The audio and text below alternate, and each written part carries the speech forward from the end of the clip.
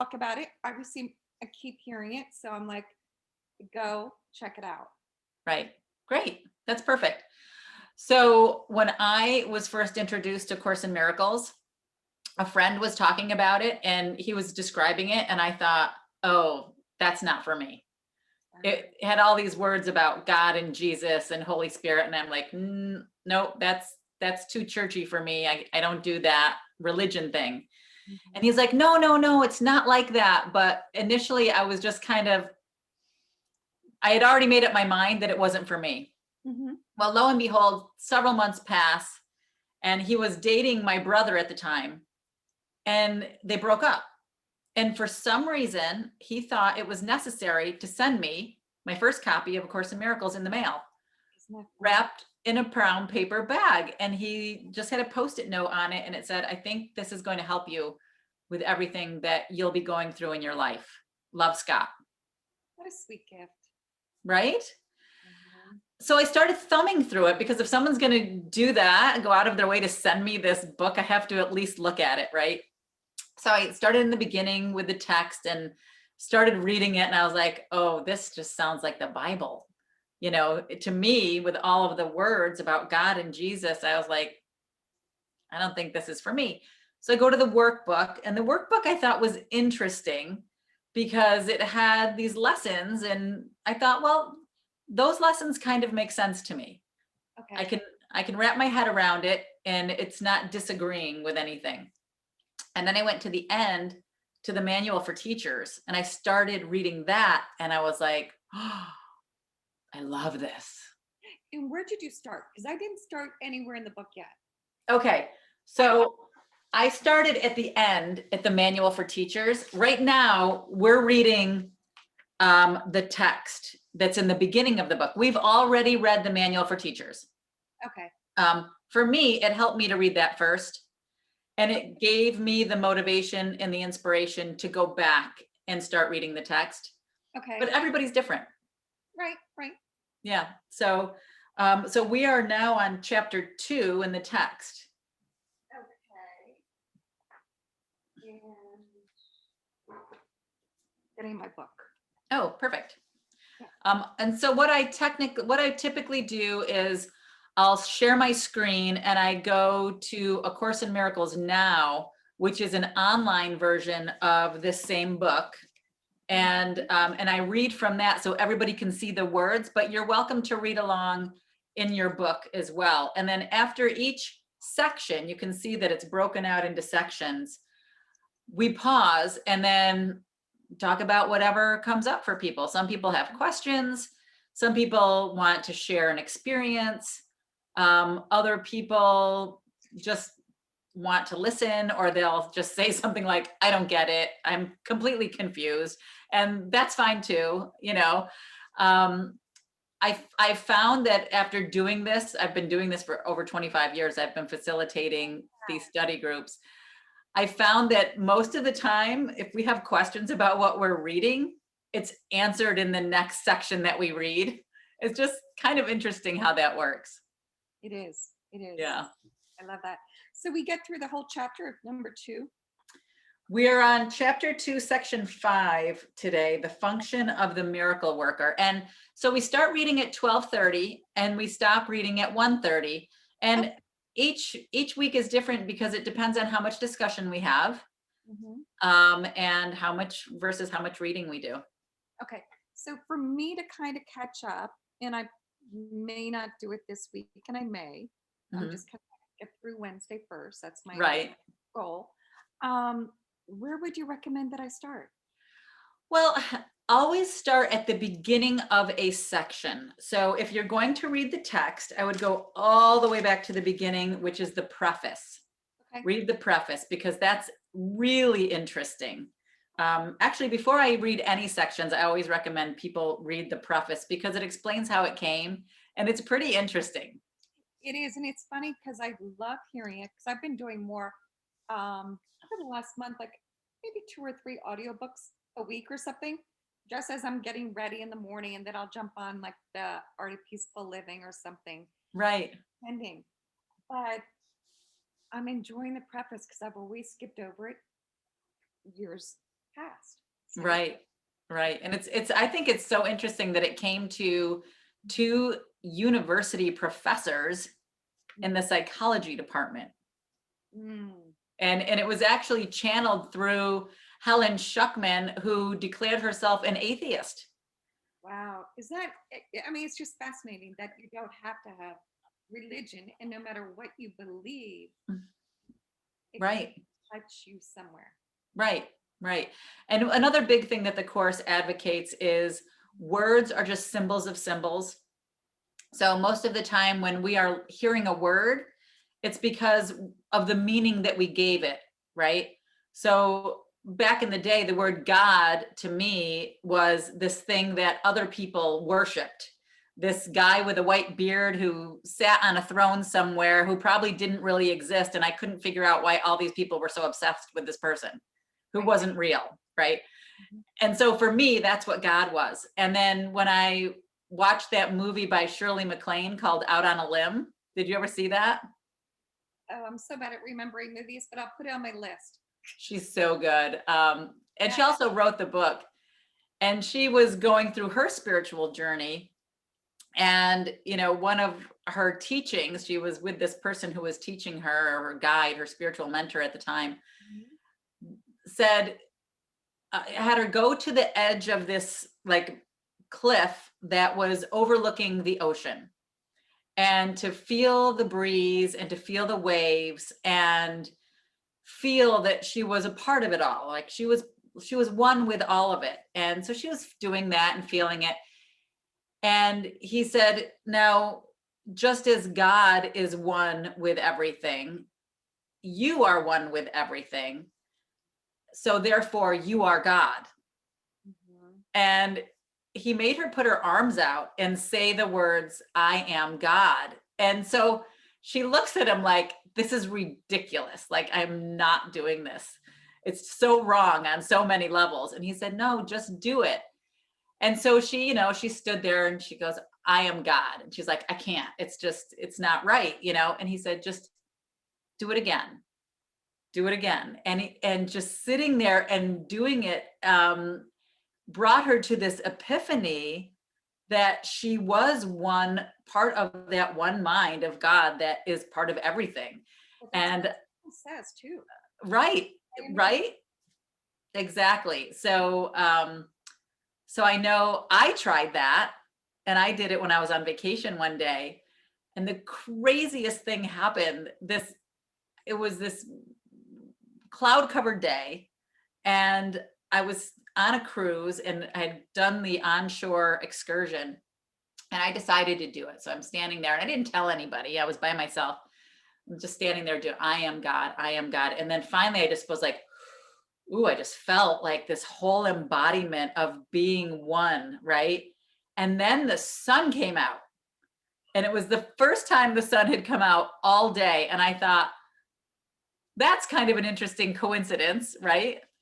So I Mhm. go back to the ship, and then people were talking about this phenomenon that had happened. And I like piped in, and they said, yeah, did you see that ray of light went down on that stone, came out of the sky, and like was just on that rock? And I was like, oh my gosh, that was me.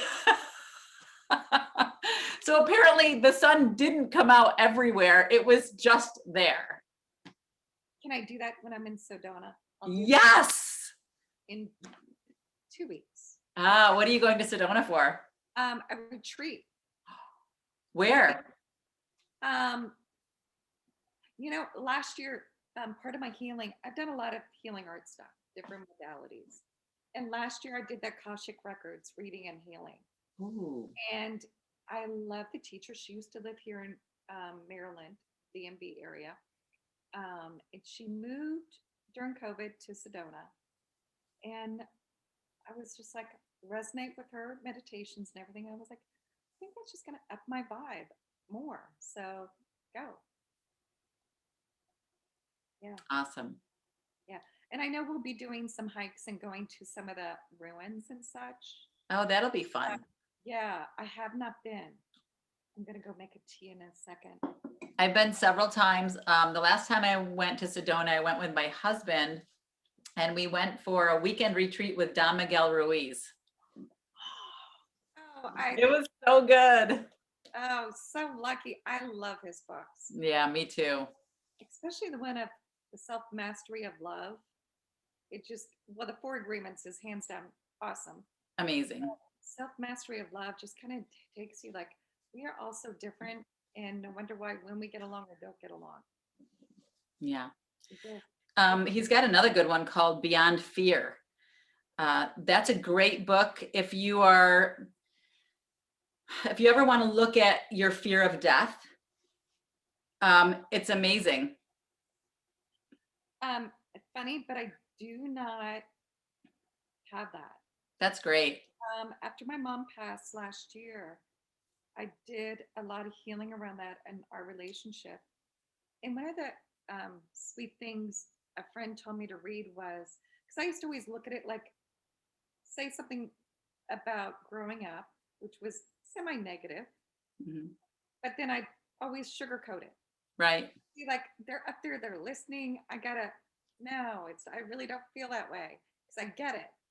You didn't know better. But a girlfriend of mine had me read or suggested reading The Afterlife of Billy Fingers. Oh, It was channeled to the author by her brother that had passed.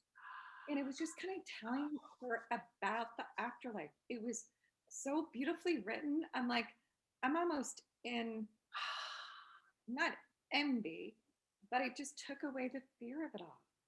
And plus, I believe in mediums and all that. yeah, I do too. It was peaceful.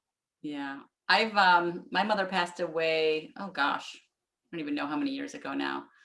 But I've had several visitations from her in my dreams, and also my brother who's passed away.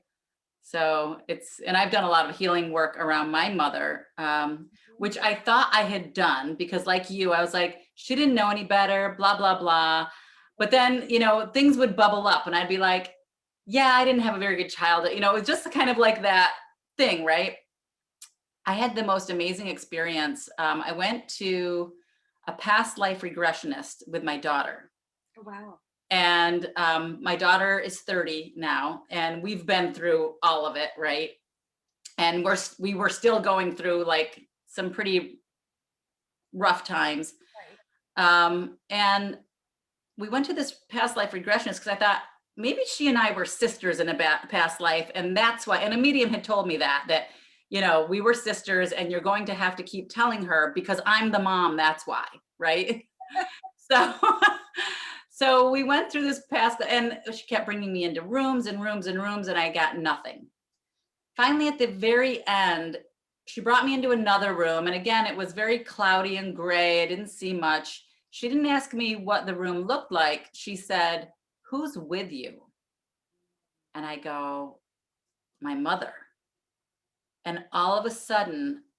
Was your daughter your mother one lifetime? Well, the interesting part is, and I think my mother jumped into my daughter after she passed. Mm-hmm. But hey, Ernesto, we're just sharing a story here. This is Karen. I'm just talking about a past life regression experience I had.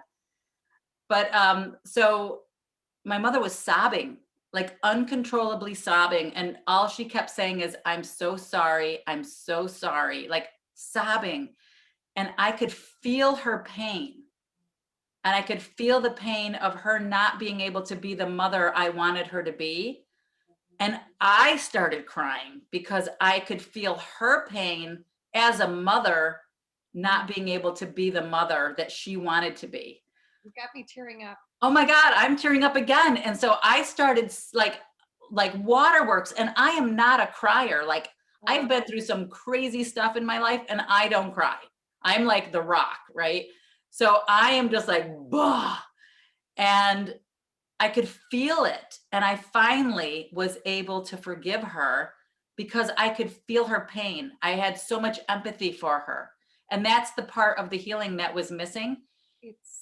And here's the weird thing. Now I could understand why my daughter needed me to tell her I'm so sorry. Because for years she kept asking me to apologize. And I'm like, Are you kidding me? I have given you the best life. Like, what are you talking about? And now I'm like, oh my gosh, I get it. I'm not the mother she wanted me to be. And she needs me to say, I'm so sorry. And that has weirdly healed my relationship with my daughter too. It's like this lineage of healing. Did you have to say those words, or was it just the healing between you and your mom that just kind of unwound everything between you and your daughter? Yeah, everything unwound. It didn't need to be spoken, really, because it didn't need to, but I didn't feel before that. I felt like I can't say I'm sorry because I don't feel sorry. right. I didn't do anything wrong, so I'm not going to apologize. And now I'm like, I get it. She needs to hear this. She needs to feel that I am truly sorry that I haven't been able to be the mother you expected me to be. You just hit something. Think for me, so thank you. But it's also interesting just how you say that with mother-daughter relationships are so interesting, and I'm sure it's the same with mother-son, but the mother relationship is so key. And during one of the healings I had with the class I did last year, she actually went into a past life, and I'm not one that attaches to past lives. Right. I don't have to go back and figure it out. It's like, how does it impact me right here, right now? And what needs unwound and transcended, to put aside. But she said, I see you and your mom at a cliff, and one of you gets sacrificed, and it was you. And you were in the same dynamic of mother-daughter at the time. And I'm like, oh my God, this makes so sense of how I would dream of, am I the one that kills my mom this lifetime? I would sometimes have those images when I would visit her in assisted living or nursing home. And it'd be like, why the crap am I even thinking that? And right. She would often say when we would talk about things, she knew that spirits were in a room, and we would often talk about it. And I'd be like, do they want you to go with them? She'd be like, you come with me. You have to come with me. Oh. Exactly. So it just kind of like made a lot together. Yeah. She often comes at night. Well, her, my dad, etc. Well, I'll wake up middle of the night and just see orbs in my room, and some of them have been visuals. It's been really pretty since she's passed. It's almost a year, and next week will be a year. If I may add that forgiveness ritual thing needs to be done whether you believe it or not, because it's part of the process. The Course in Miracles says not to forgive, no such thing as sin, blah blah blah. Nonetheless, we still have to practice that ritual. And by the way, I cry at the drop of a hat. So if you see me crying, so it's a ritual that has to be done. During this pandemic thing, my God, I was hearing all kinds, from my I have two ex-wives, lovers, who actually got a hold of me to say all kinds of things. And I was crying the whole time. It was just unbelievable. I was like, wow, what's going on here? What promoted this? And I think that sometimes when we're in that forgiving mood, we need to just go ahead and make that phone call, regardless of where or whatever, because it's like a cleansing, almost like a weight taken off you, that heaviness in our chest. And it's wonderful. It's a wonderful practice. And you have to do it. You have to do it. I immediately after all these, conversations with forgiveness, I was like, well, I'm so glad that you were in my life, blah, blah, blah, and oh, I've never heard that from you. And it's like, oh, okay. Did I miss something there back then? Did I miss an opportunity to say things that I should have said or not said or whatever? But it's never too late. You could always do it whenever, even in your dreams, even people who have passed. Yeah. I've had some amazing forgiving dreams. It's part of the process, of making us whole. Yeah. Another great book I did last year was it was all around grief, the grief recovery or whatever. But loss are comes in different losses. It doesn't necessarily have to be death. It could be home, pet, money, whatever. Relationship. Exactly. But it was figuring out where was the highest hit on your loss timeline and going through that, breaking it down. Like, what do you need to forgive them for? What do you need to say, I'm sorry for?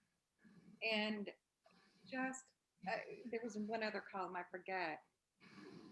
But then you just write a letter and it just is so beautiful that it just kind of puts it to peace. Like you Yeah. said, whether they hear it or not. Mhm. But yeah. And welcome, caller. Is this Mary, or who is this on the? It is. It is. Okay, great. Happy to be here. Good to see you, Mary. I'm going to rename you Mary. There. Oh, Alberto's coming in. I didn't realize I could do that. That's a cool trick. Hey, Alberto, glad to have you here today. Hello, good morning. How is everybody doing? Good. How are you doing? Good. I'm just great, just great. Wow. Love to see your beautiful screen share there in the back with the Northern Lights. I wish I can see that in real life. I'm hoping one of these days I'm going to take that trip to take a look Yeah, at me too. our Maybe I life. should do a retreat. What do you think? Should we all go? Oh, sounds like a plan. Let's start Wouldn't that planning. be fun? Signing up. Yep, that would be great. I So second they- that motion. Let's get it done. That They would be are- nice. You know, they are visible for up here from where we live, you know, in this, Mhm. they're visible. on Yeah, certain times of the year. that's awesome. Have you seen them, Ernesto? Yes, Mm, yes, up here. Yeah, right? there's some dark area, hilltops up here that you can go to. And I believe it's sometime in like August. Ooh, nice. Perfect time of year. We were looking for the, one of those meteor, showers that happen in August, late August, actually through August. Mm, And we saw the green. It wasn't as visual as that, as intense as that, but the green was there. The green, I believe it's hydrogen. That's what gives it that greenish yellowish color. interesting. Hmm. Yeah, I took this meteorology astronomy class rather, and it explained that scientifically. It was kind of like, you know, disappointing to hear the scientific explanation. It's so cosmic, you know. Yeah, you want to think that it's something else. Yeah, it's magical, right? Right. It is magical. It is magical. Hey, Robin, glad to have you here with us today. Uh,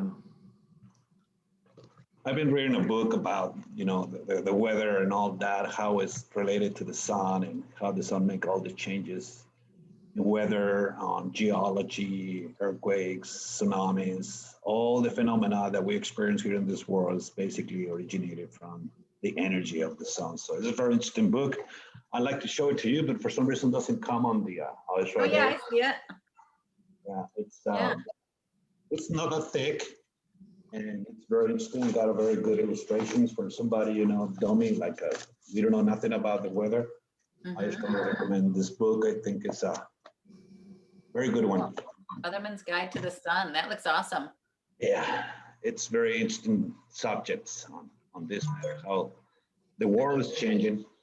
And we're supposed to change according Yeah. with it. And some people are getting behind, and that's where we're getting here, you know, trying to get to understand better all this. Yes. Yeah, good book. Hey, Carl, great to have you here today. Good to see you. I said hi, Robin, before, but I'm not sure if you heard me. Saw you walking down the hall. We're almost ready to start. We have 4 more minutes, but we are on Chapter 2, Section 5, the function of the miracle worker. I'll share my screen at 12:30 when we start reading. But it's great to have all of you here today. Yay, this beautiful Monday. I was gone for a couple of weeks to Los Angeles helping my daughter move into her new house, but I was here last week and here again, obviously. So I missed seeing all of you guys for a couple of weeks. It's great to have you all back. Yay. There's Samantha. Good morning. Samantha from Palm Springs. Terry, do you know what page we're on? In my book, it's page 24 in the text. Samantha is also my operations director. Wow. It's me sane. I need one of those. Yes, she's amazing. And we'll start reading in a couple of minutes. We were just sharing some stories before you all jumped on and just chatting about life and relationships with parents and mothers and daughters, and how some of us cry at the drop of a dime and some of us don't. And but it was all good conversation, which I'm sure we're going to talk about shortly, because that's how it works. And then we're talking a lot about forgiveness and empathy and apologies and all of those healing modalities. So it's good to have all of you here. I hope you are comfortable. I've got my coffee in one hand, and then I've got my healthy green drink in my other hand. So we'll be switching back and forth as we go. Karen, I think, just went and got her tea. Yay. I know, I love my tea too. I haven't had tea in a while. I think I should get back into that. So if anybody wants to talk about anything else before we start, feel free to unmute yourself.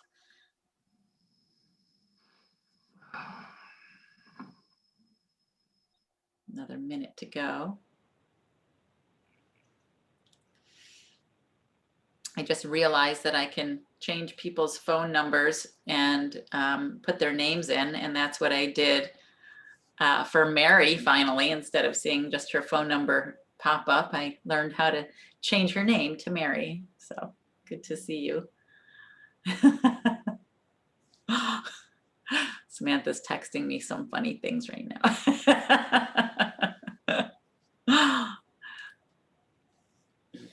It's Monday. I'll just say it's Monday. It's Monday. Yeah. Yeah. There you go. There you go. All right. Well, I'm going to start sharing my screen since it's almost time to start. And let me get into where I need to be. Right there. Oh, no, right there. There we go. Okay. Oh, it is 12:30. So I'm going to go ahead and start. We are on A Course in Miracles, Chapter 2, Section 5, the function of the miracle worker. And then we will pause and discuss this. Before miracle workers are ready to undertake their function in this world, it is essential that they fully understand the fear of release. Otherwise, they may unwittingly foster the belief that release is imprisonment, a belief that is already very prevalent. This misperception arises, in turn, from the belief that harm can be limited to the body. That is because of the underlying fear that the mind can hurt itself. None of these errors is meaningful because the miscreations of the mind do not really exist. This recognition is a far better protective device than any form of level confusion, because it introduces correction at the level of error. It is essential to remember that only the mind can create, and that correction belongs at the thought level. To amplify an earlier statement, spirit is already perfect and therefore does not require correction. The body does not exist except as a learning device for the mind. This learning device is not subject to errors of its own because it cannot create. It is obvious then that inducing the mind to give up its miscreations is the only application of creative ability that is truly meaningful. Magic is the mindless or miscreative use of mind. Physical medications are forms of spells, but if you are afraid to use the mind to heal, you should not attempt to do so. The very fact that you are afraid makes your mind vulnerable to miscreation. You are therefore likely to misunderstand any healing that might occur, and because egocentricity and fear usually occur together, you may be unable to accept the real source of the healing. Under these conditions, it is safer for you to rely temporarily on physical healing devices because you cannot misperceive them as your own creations. As long as your sense of vulnerability persists, you should not attempt to perform miracles. I have already said that miracles are expressions of miracle-mindedness, and miracle-mindedness means right-mindedness. The right-minded neither exalt nor depreciate the mind of the miracle worker or the miracle receiver. However, as a correction, the miracle need not await the right-mindedness of the receiver. In fact, its purpose is to restore him to his right mind. It is essential, however, that the miracle worker be in his right mind, however briefly, or he will be unable to reestablish right-mindedness in someone else. The healer who relies on his own readiness is endangering his understanding.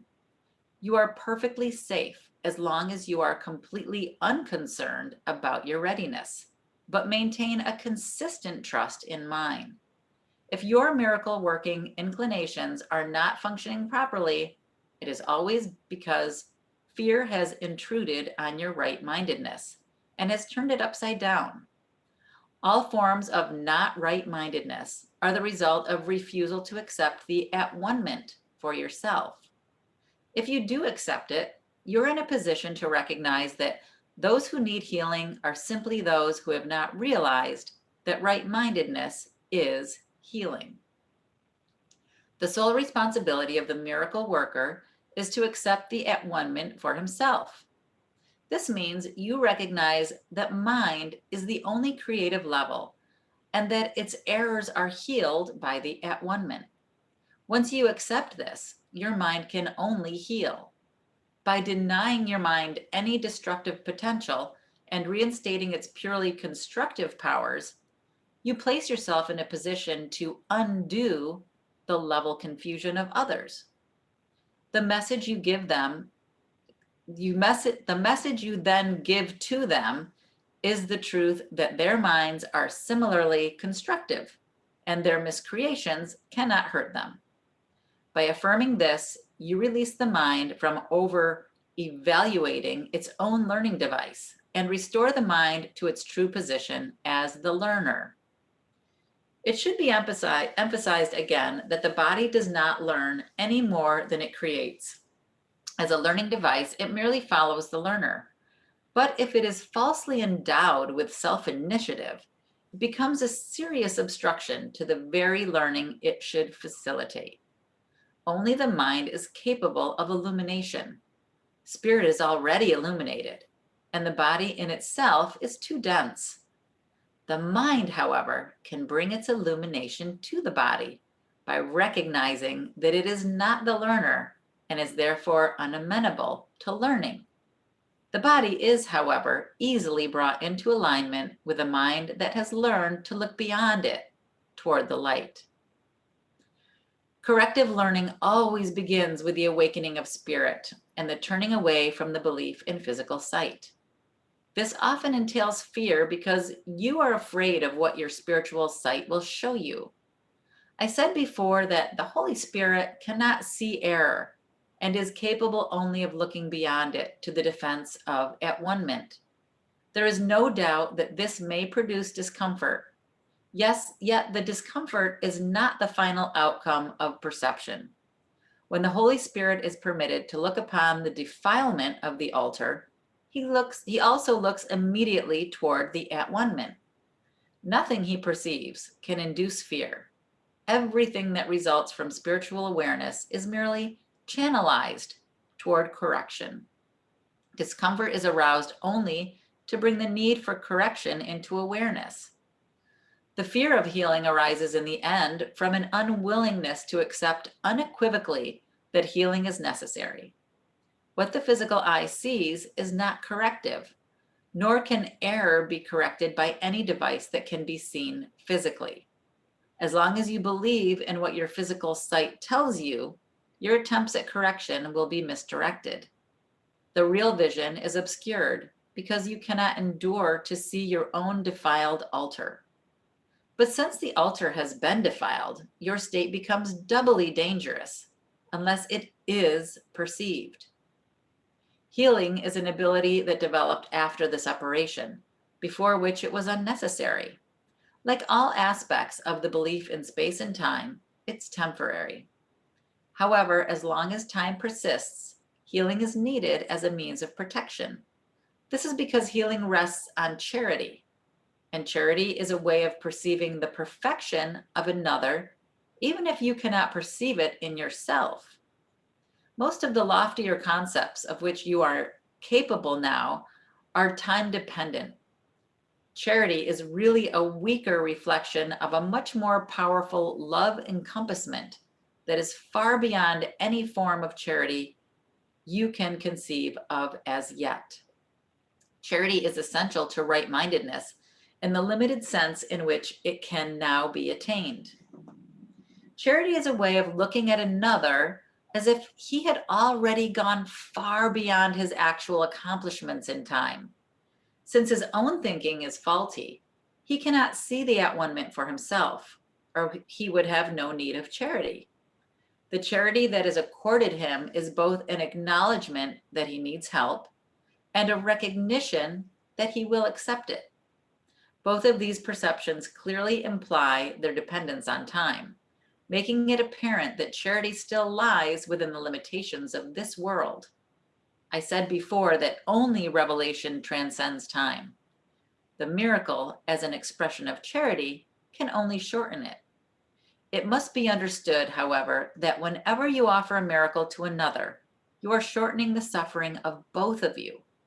This corrects retroactively as well as progressively. We will stop there.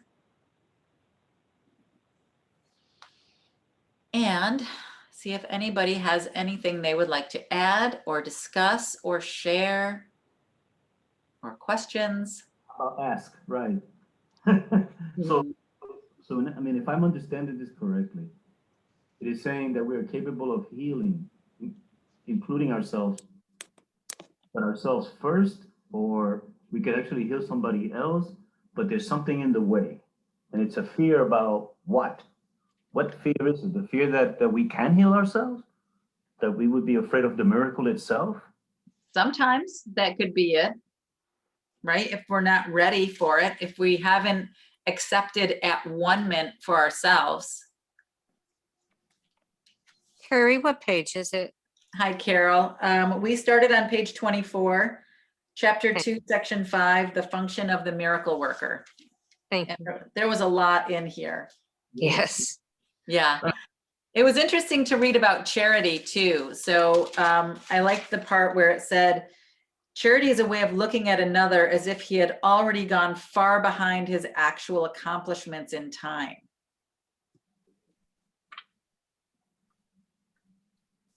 Yeah. Sometimes it brings me back to that story of the egg. Did you ever read that? Which is first? Well, it's a story by, I'm not going to get the author's name correct, but it basically talks about this guy who dies in a car crash, and he's met by this being who has a conversation with him, and basically tells him, look, you died, and the good news is your wife didn't like you anyway, so she's not going to be that upset. But it goes on and on to talk about how he says, okay, so what's next? And he says, well, I'm going to send you back so that you can grow some more. And he said, I'm going to send you back into 524 AD. And he's like, wait a minute, you're sending me back in time? And he's like, well, time doesn't really exist. And he said, well, what if you send me back to a time where I'm already there and I see myself? And he said, what are you talking about? It's all you. It's just you in different forms, in different times, with different faces. It's just you all the time. And I always find that so interesting because in theory, right, at one mint, we're all part of that one mind of God. Just like when we are sleeping, we see all these characters in our dreams, right? But they're obviously coming from our mind. They're all part of our mind. And Course in Miracles says all of us are part of our one mind, right? So in essence, Ernesto, I am you. I am you, Alberto. I am you, Robin, Samantha, Carl, Carol, Mary, everybody, Connie, Angelina. I am all of you, just appearing differently in a different space and time within this illusion of the one mind, right?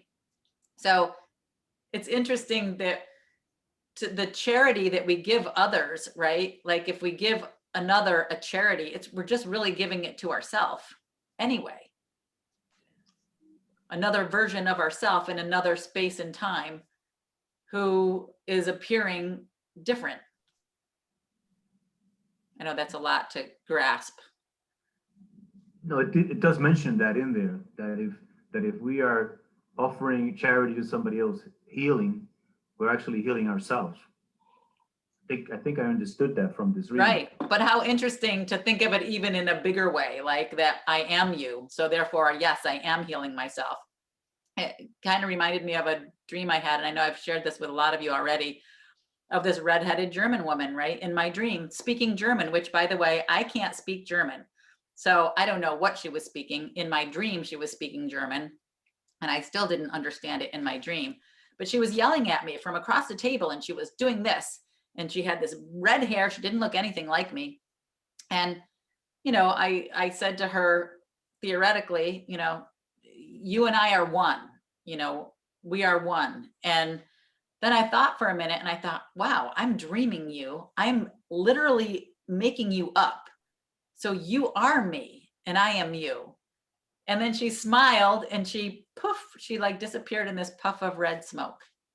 So it was kind of an interesting dream, but like, isn't that kind of what we all are right now? You are me. I just don't want to poof up and smoke at the moment. Let's hope not, right? But hey, it's part of the illusion, right? Oh, there she goes. So then it keeps us from being to do the miracle or to whatever that is. It's just the fear of it itself. You mean when you're performing a healing? Is that what you're talking about, Ernesto? Yes, because I mean, and I try to practice that myself quite a bit, actually. When I wake up in the middle of the night and I can't go to sleep, I'll try to heal myself. That's just one of the rituals that I do for me. Right. Whether something physically wrong with me or mentally or whatever, I try to work that in my head. Usually I fall asleep that way, which is great because that's what puts me back to sleep. In terms of healing, actually healing, I'm still working it. There's a bunch of issues, you know, I just turned 70 and it seems like at that age, you know, from my pain to my heart and AFib to all sorts of things. So I'm working it. I mean, I'm working it as much as I can. Right. I'm trying to undo the fear of it itself. But this seems to say that it's the fear of actually being healed itself that we're afraid of. At least I think, yeah. I think what it's saying is that if you feel like you're not ready, then the ego has already jumped in. If you're questioning your readiness, then you've already aligned with fear. Yeah, for me, in a sort of a revelation of a dream, of a knowing that came, I was very afraid I was being given the opportunity to be in that space of true oneness, and therefore I would be able to heal and had all kinds of other gifts that I would be awakened to. And I was feeling so unworthy. You know, it's like, why me? Pick somebody else who's more talented. Pick somebody else who's you know, would be better at this. Like, why are you asking me? you know, and I had to go through that, and I actually, you know, backed away from it for a while and stood outside of that for probably 9 months. And I take that to be an interesting number of time until I came into my own rebirth, shall we say, and came back and said, yes, I'm ready. Now I understand that I am equally worthy. I am an individuation and am ready now to awaken to the fact that I don't deserve it any more than anyone else, but I don't not deserve it any more than anyone else. So here I am, and use me as I'm meant to be, and embraced that. And it has so changed my life that I can't tell you. But it's in that faith, if you will, in spirit, and then as it intertwines with me, who I am, to be awakened to that greater self. And then you embrace the fact, or at least I embrace the fact, that I was healed and now can go out and send that energy on to others. That's really interesting, Mary. And as you were talking, I was just going through what we were reading just now, and paragraph 4 sounds like what you experienced before you accepted it, right? It says, the healer who relies on his own readiness is endangering his understanding. You are perfectly safe as long as you are completely unconcerned about your readiness, but maintain a consistent trust in mine.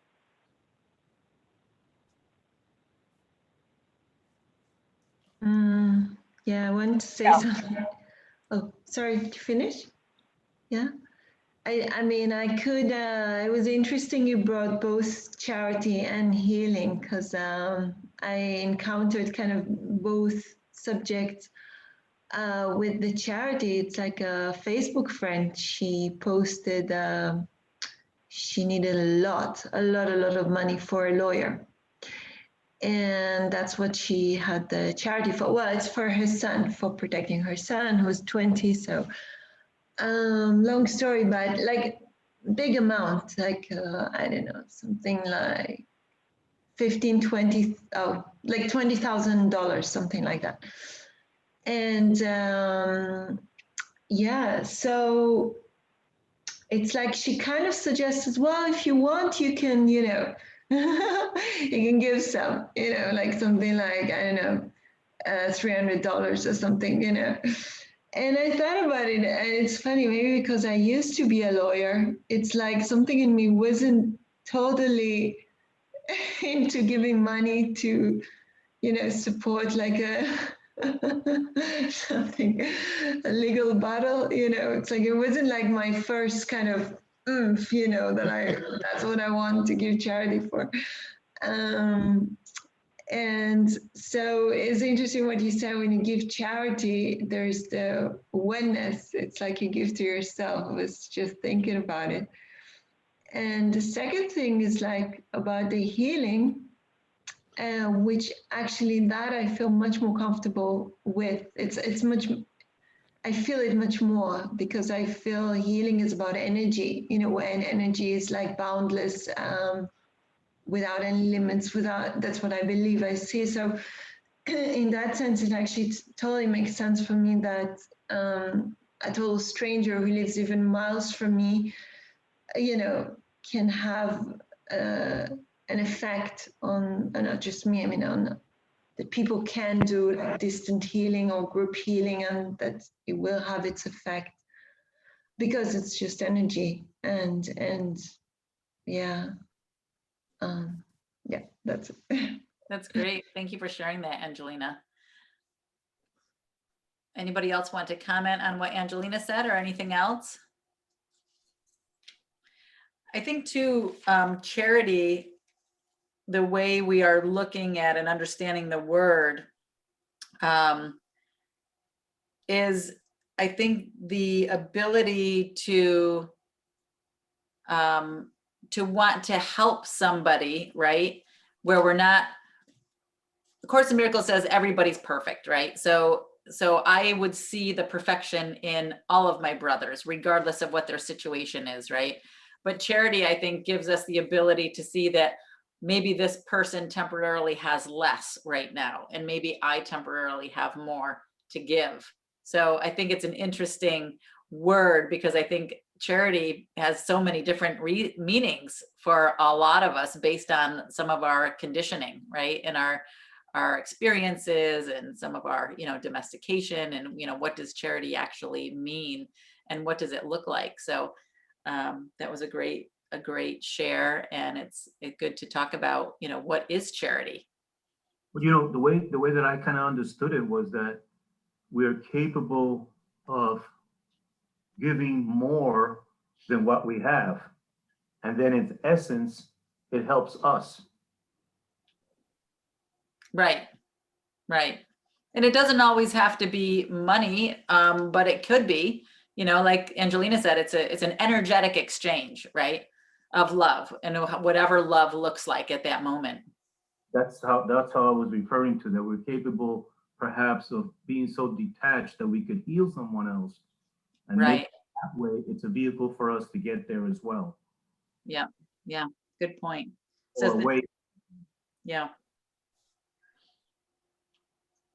All right. Any other comments or questions? I will go ahead and keep reading then. On to the next section. Special principles of miracle workers. The miracle abolishes the need for lower order concerns, since it is an out of pattern time interval. The ordinary considerations of time and space do not apply. When you perform a miracle, I will arrange both time and space to adjust to it. 2, a clear distinction between what is created and what is made is essential. All forms of healing rest on this fundamental correction in level perception. 3, never confuse right and wrong mindedness.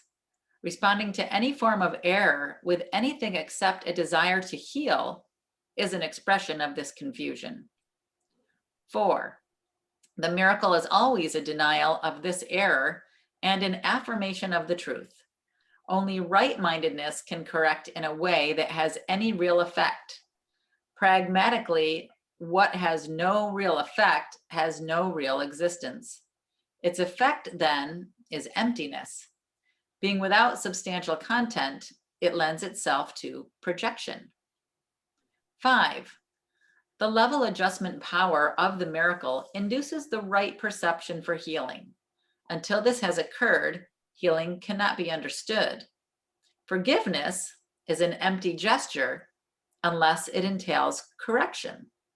Without this, it is essentially judgmental rather than healing. 6, miracle-minded forgiveness is only correction. It has no element of judgment at all. The statement, "Father, forgive them, for they know not what they do," in no way evaluates what they do. It is an appeal to God to heal their minds. There is no reference to the outcome of the error. That does not matter. 7, the injunction, "Be of one mind," is the statement for revelation readiness. My request, "Do this in remembrance of me," is the appeal for cooperation from miracle workers. The two statements are not in the same order of reality. Only the latter involves an awareness of time, since to remember is to recall the past in the present. Time is under my direction, but timelessness belongs to God.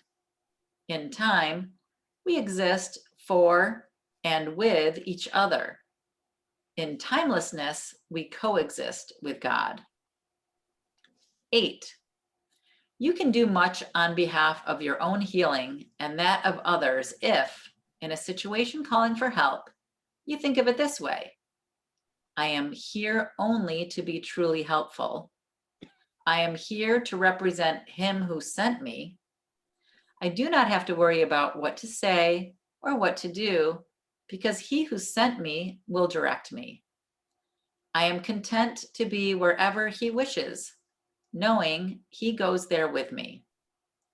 I will be healed as I let him teach me to heal. Ooh, that was good.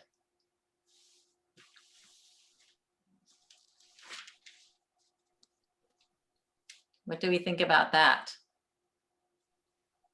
Well, that's a prayer I'll say every day. I was thinking the same thing. I think I might print it out and put it on my wall.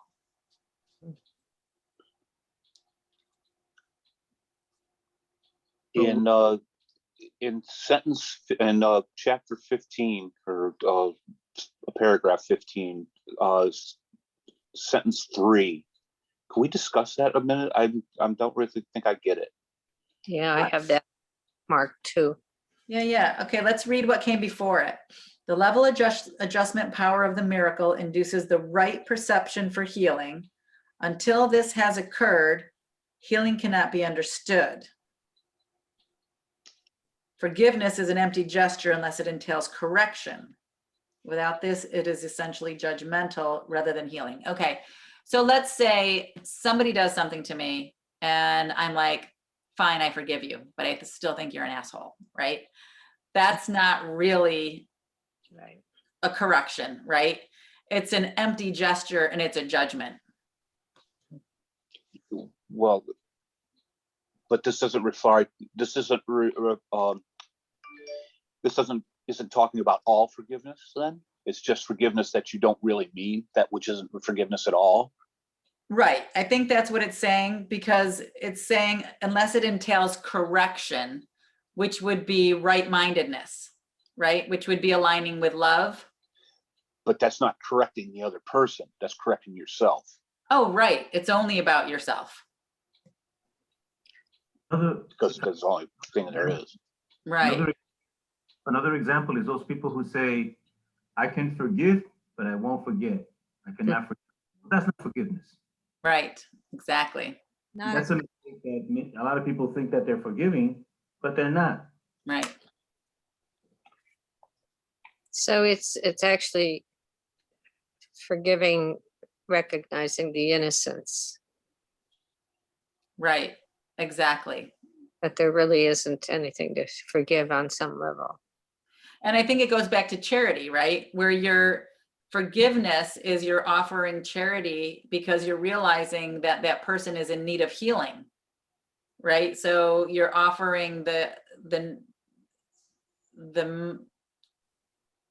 energetic exchange of seeing that person in this place of temporarily not being in their right mind, and offering forgiveness from a place of love and correction.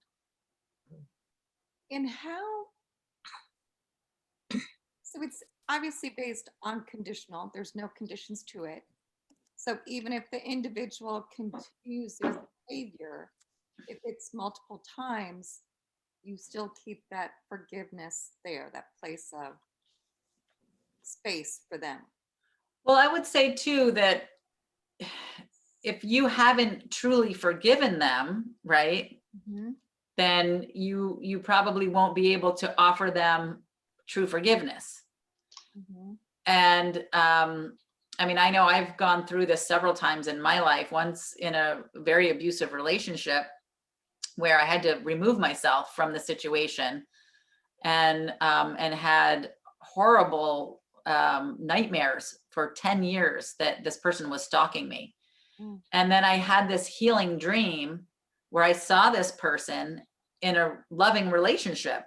And in my dream, I was looking at him and I was hiding in the woods in my dream. And I got up closer to the window to make sure that this woman that he was with was okay.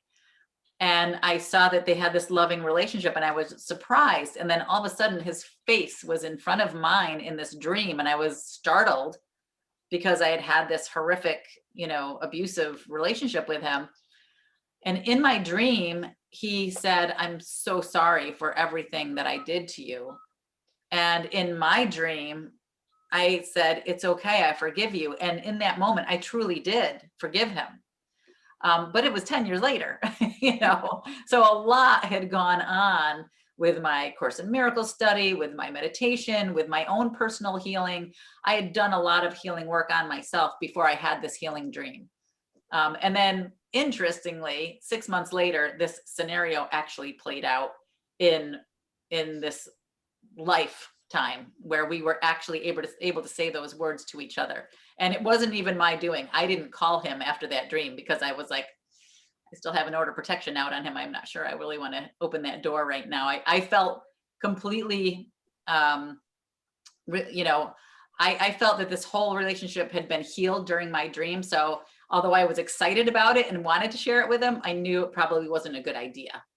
But then as it so happens, right, as we were talking about earlier, energetically, it did heal the relationship, and energetically, he came into my space 6 months later and actually spoke those words to me, and I spoke those to him, and we embraced. So I think healing, you know, it's always an inside job, right? So I healed that relationship without him even being present.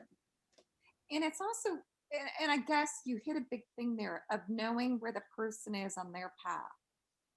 That to kind of just say, I forgive you, or the situation, whatever it may be. It's probably easier to write it and get that energy out there going, or whatever way it may come, writing, dreaming, rather than putting that pressure necessary that it would be pressure, but on the individual that may not be ready to receive it, whether they are or not.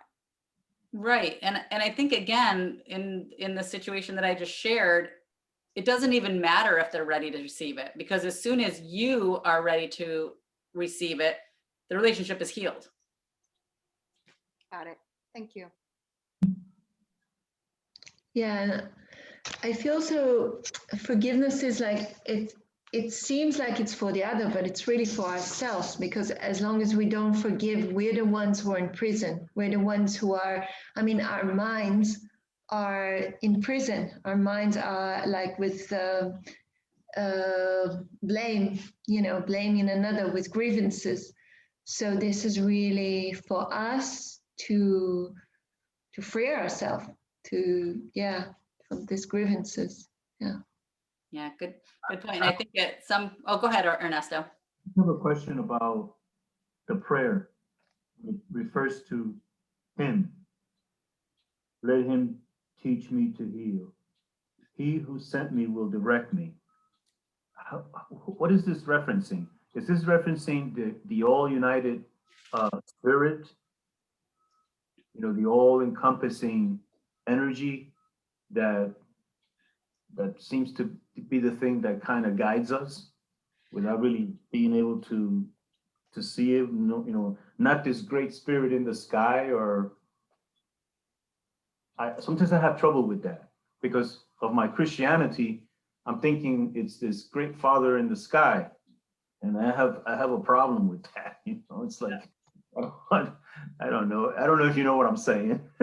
Totally get it. And I was you way back when I first started reading A Course in Miracles. I was like, oh, I don't like these words, right? But Course in Miracles says words are but symbols of symbols. And I'm a very visual person, and I kind of see it like this. At one mint is we're all part of this one mind of God, right? And then I see these little things coming off of this mind of God, like umbilical cords, right? That they refer to as the Holy Spirit. And then the umbilical cord is like attached to us, the separated parts of the sonship, right? So we're always attached to that one mind of God through the bridge of the Holy Spirit, which is this umbilical cord, right? So that is where the voice of God comes to us, right? Where we can hear the voice. So that's what I think of when it's capital He. I think that is, you can call it the Holy Spirit, you can call it cosmic goo, you can call it the one mind of God. Jesus, you know, is also that Christ mind, also says, you know, I am here to help guide you too. So the collective the collective Christ consciousness of the one mind that we all share, the true mind, right? The right mind that is only love. Does that make sense? Yes, I call it the blob. The blob? That's great. Oh. And of course, you know, we have to quiet our ego mind so that we can hear it, because it's always trying to send us messages. And if we are to say this, you know, I'm here to only be truly helpful, I'm here to represent him who sent me.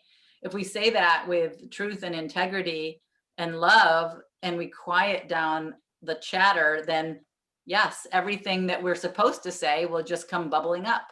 We'll hear it, and it'll just come right through us. Will manifest. Yes. Right. Right. I was going to say something else about forgiveness, but I can't remember what it was now. Sure, if it's important, it'll come back. Okay, shall we keep going, or does anybody else want to add anything? All right. Healing as release from fear. Oh, is that true? No, we're supposed to be on conflict. I think I have to go back. Oh, that's weird. What happened here? Chapter 2. Must have gone backwards. I think it's fear and conflict, the next. Yes, I think I went backwards. It's 6. Yep. Ah, there we go. Fear and conflict. Okay, here we go. Okay, fear and conflict. Being afraid seems to be involuntary, something beyond your own control. Yet I have said already that only constructive acts should be involuntary. My control can take over everything that does not matter, while my guidance can direct everything that does, if you so choose. Fear cannot be controlled by me, but it can be self-controlled. Fear prevents me from giving you my control. The presence of fear shows that you have raised body thoughts to the level of the mind. This removes them from my control and makes you feel personally responsible for them. This is an obvious confusion of levels. I do not foster level confusion, but you must choose to correct it. You would not excuse insane behavior on your part by saying you could not help it. Why should you condone insane thinking? There is a confusion here that you would do well to look at clearly.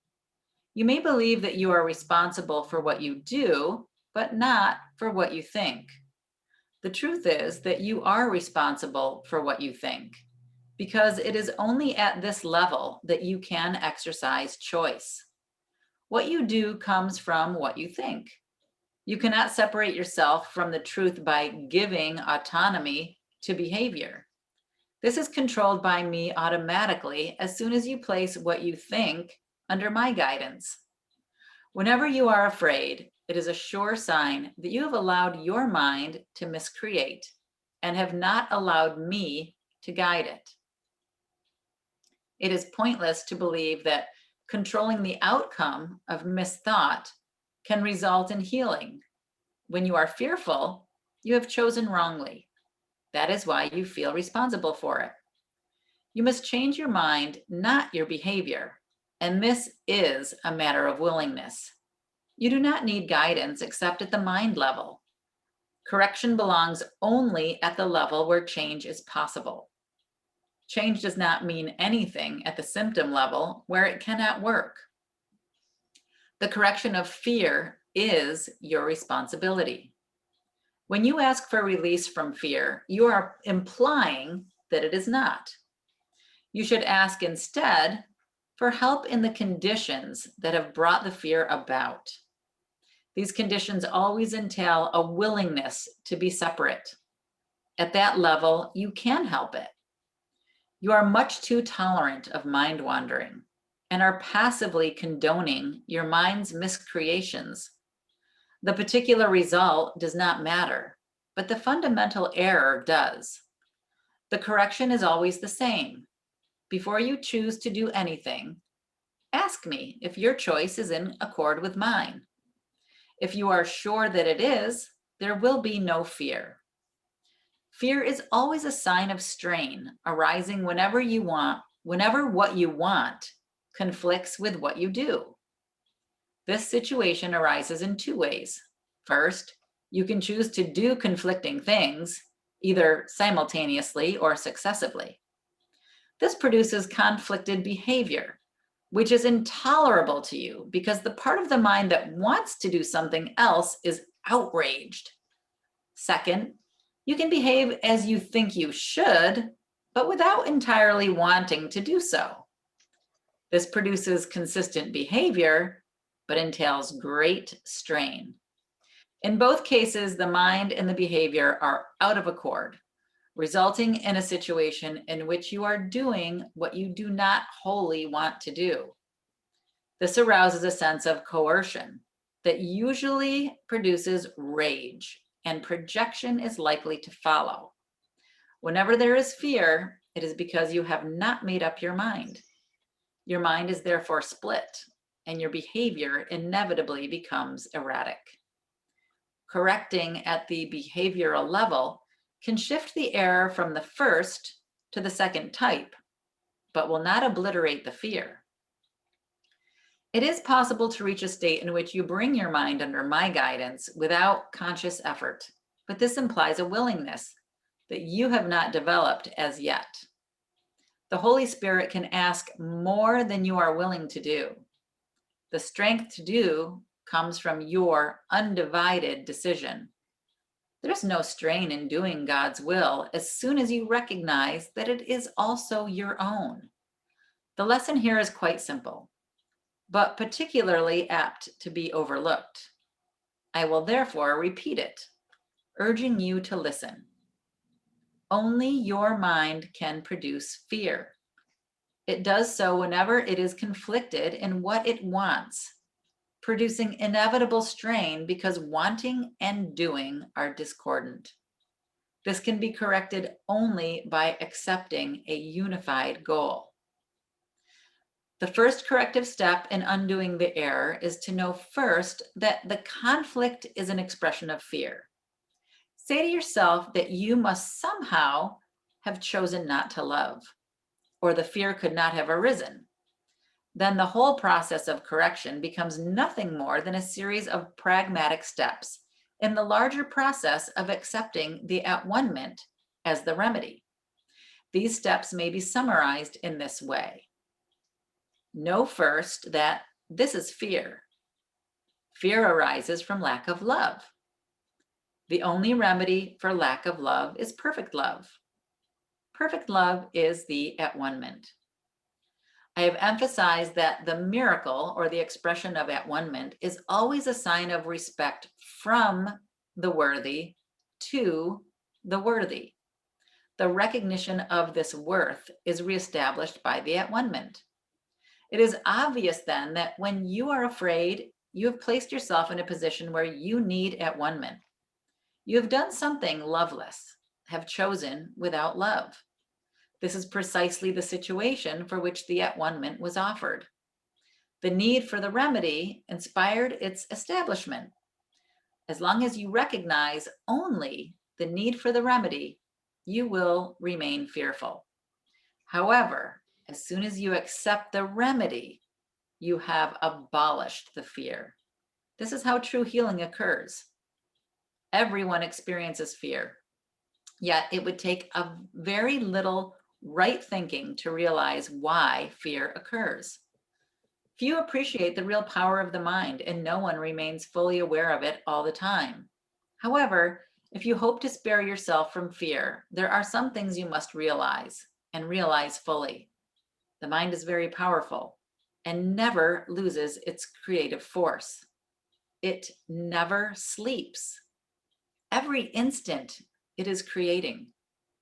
It is hard to recognize that thought and belief combined into a power surge that can literally move mountains. It appears at first glance that to believe such power about yourself is arrogant, but that is not the real reason you do not believe it. You prefer to believe that your thoughts cannot exert real influence because you are actually afraid of them. This may allay awareness of the guilt, but at the cost of perceiving the mind as impotent. If you believe that what you think is ineffectual, you may cease to be afraid of it, but you are hardly likely to respect it. There are no idle thoughts. All thinking produces form at some level. Ooh, that's so good.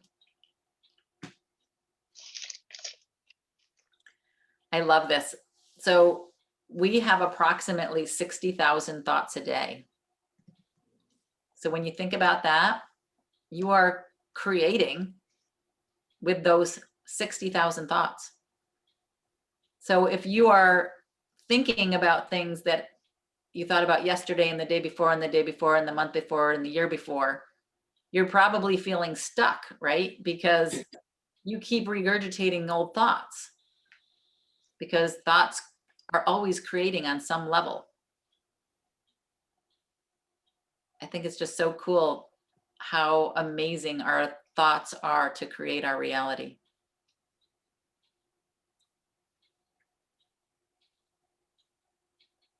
I've been struggling a lot for the last few months since January 6th of the my inability to do anything, to affect anything, because of the insurrection really threw me for a loop, and it still does. And in paragraph 3, it says correction belongs only to the level where change is possible.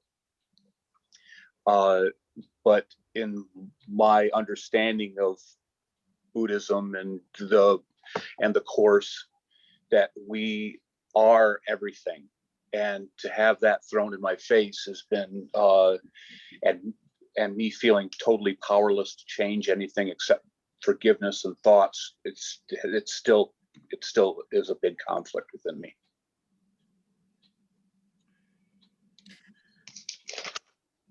Well, I think it all goes back to, your thoughts are the only thing that you are responsible for. Right. And I think we see the world as damaged sometimes, right? And people, I know we've talked about this in other Course in Miracles study groups that I think you've even been to, Carl, where we say, well, if that's true, how can you forgive Hitler for what he did? And how can you forgive all of these, people for all of the terrible things that they've done, right? And I think it all goes back to what we talked about earlier, where forgiveness is an inside job. And Angelina said, when you are holding those thoughts about somebody else or a group of other people, you become the jailer. And as the jailer, you're holding that sword over your own head, right? Because you're stuck in those thoughts of grievance, and you're stuck in those thoughts of fear, right? Because everything that's not purely joy and love is fear. So you can't really affect change if you're aligned with fear. All you're going to do is create more fear. So as hard as it is to let go of holding on to those grievances, that's the only way to raise the energetic vibration of the collective consciousness, by raising your own energetic vibration and being that change you wish to see in the world, right? Being that higher vibration, being that love. And then you can reach out to others only as you have accepted the at-one-ment for yourself. And then that's how you affect change. Does that make sense? Well, yeah. I mean, I understand all that in here. I understand that these are all me. we go down far enough. I mean, this is all things that I need to address within myself, or I wouldn't feel this way. Right. And coming to terms with that has been exceedingly difficult. And I seem to grow past that. I seem my mind, I equal everything out. I find my place, and then it all just pops right back up again. It blindsides me, and it continues to do so. And it's something I guess I just have to practice. Yeah, and I think it goes back to the practice, right? I mean, where we just read, we are all far too tolerant of mind wandering, right? So as soon as we catch ourselves in those fear thoughts, we have a choice to say no, and we have a choice to choose something else that will allow us to raise that vibration. And I love to listen to Abraham Hicks, listen to Esther Hicks, because she always puts it so clearly, right? And you know, she says, to get from here to here sometimes seems like too big of a bridge to jump, right? So she says, just think of the next thing that will bring happiness, whatever that is. It could be a song on the radio. It could be doing your artwork. It could be singing a song, jumping up and down, going for a walk in nature, you know, whatever you can do to change your energetic vibration from fear to love. Reading A Course in Miracles, right? I mean, they say that when you read A Course in Miracles, you can't be in a place of fear because it resonates with love. Doing a meditation, doing a sound healing, listening to high vibration frequency music. You know, even when your mind is saying, no, no, no, I want to hold on to this grievance, you can put on music that says, I don't want you to hold on to this grievance. I want you to resonate with a higher vibration. I've been doing all the stuff that I've been doing my whole life, but and it's just more practice. More practice. Yeah.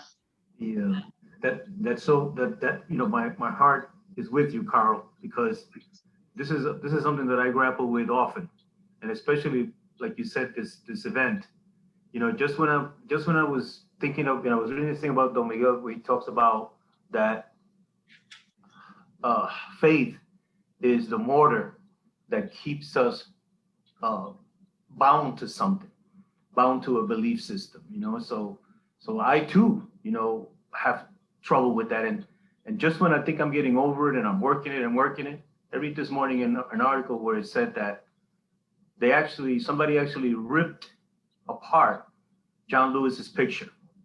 And man, did that trigger me. I was like, wow, how could this, you know, and then I, within that same sort of mind, I said, wait a minute, you're back to that mortar, you know, holding that brick together.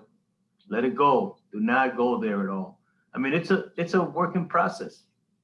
Quickly, we go to ego, quickly. You know, we know this was an atrocity. We hope that it will be remedied somehow. But the way that comes about is if we ourselves let it go and send some good healing to this energy that is making our country very divisive right now, very divisive. But we got to work it as miracle workers that we want to be. Absolutely. Also, too, I think it goes back to understanding how this happened, you know, and having empathy. And I don't know if you've listened to any of the podcasts about the rabbit hole. There's some really interesting. New York Times has a great podcast about it, and it shows you exactly how this happened, and it shows you like what these people are listening to and why they feel so outraged, and you know why they're angry and why they did the things that they did based on what they believed. So it's interesting when you can empathize with why people are doing the things they're doing and what their belief system is, even if it is not what you would consider being in their right mind. You know, for them, that was their reality. And there's a DVD, you can get it streaming, Social Dilemma, Yeah, I saw that. talking about people are getting fed different information. So as we're reading this and applying it, they're applying whatever they're getting, which is kind of at the antithesis of what we're reading. Right, based on algorithms. I think the biggest problem that I'm having is part of my understanding of the Course in Miracles and of Buddhism is that we are all one. And it's me coming to terms with this thought system, these actions and reactions, and trying to find a way to forgive that kind of experience within myself. That it just seems so contrary to how I believe and what I think, but at the same time, knowing that we are all one is something that I have to come to terms with. And coming to terms with that in everyday life is, especially with the solitude that we're in, it can easily overwhelm. Right.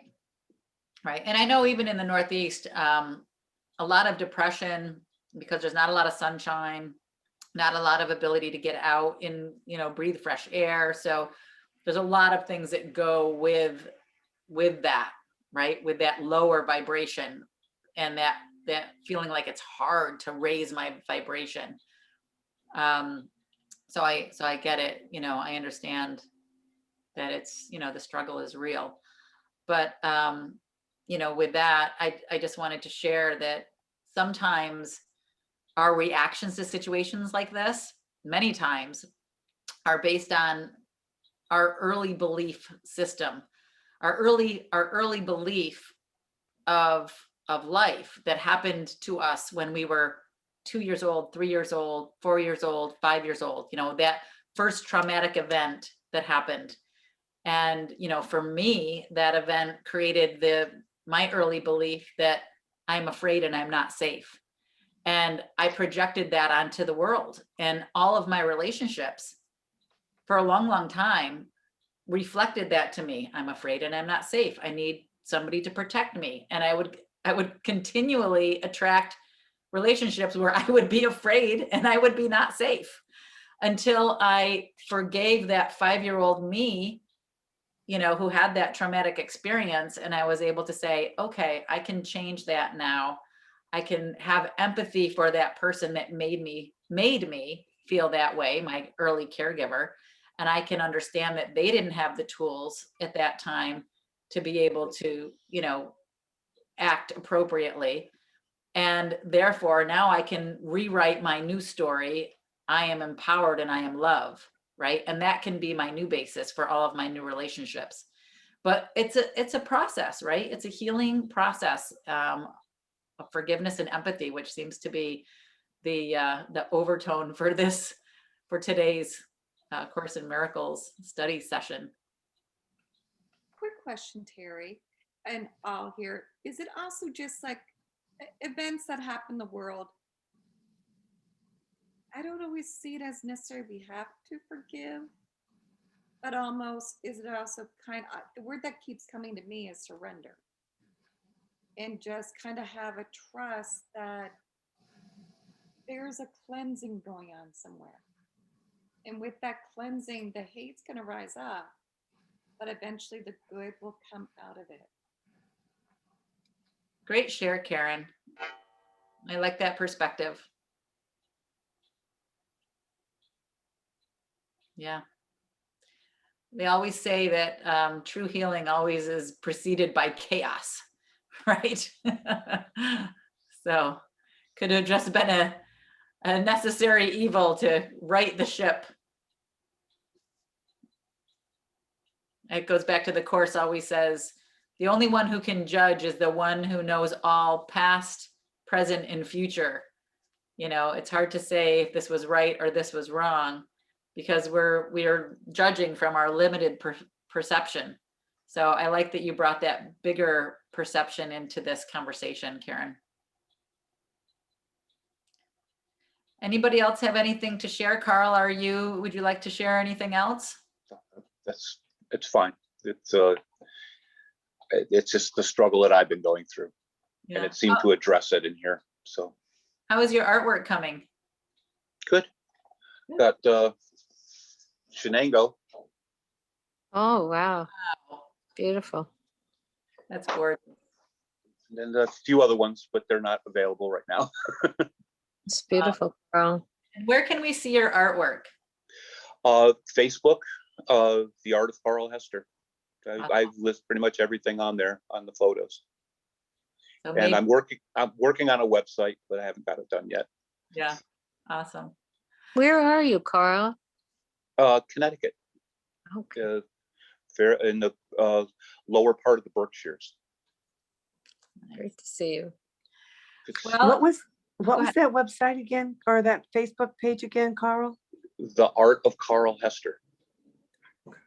Great. Thank you. But yeah, it's good. I mean, I and being alone for for over a year now, you know, except for very sporadic, has been very good for me in a lot of ways. But it also brings up all the past, like Terry was saying about her early upbringing. My early upbringing were by people that would have, some of them probably were at the insurrection. So I was exposed to that kind of attitude most of my childhood. So it's something that I've been working on my whole life. So it's like they're saying, a lot of turmoil comes growth. Yeah, maybe just some more deep healing work. Mhm. Yeah. Well, thank you everyone for joining today. We are past our 1:30 mark, but it's always a pleasure to see all of you and hear all of you and be here with all of you. So I am so grateful for all of you for being here. Thank you so much. Thank you. Thank you. you so much. A real blessing. Thank you. And we will Thank see you you. guys next week, hopefully. Yes. See you next week. All Thank you. right, Thank you. guys. Bye. Bye. Bye-bye. Bye.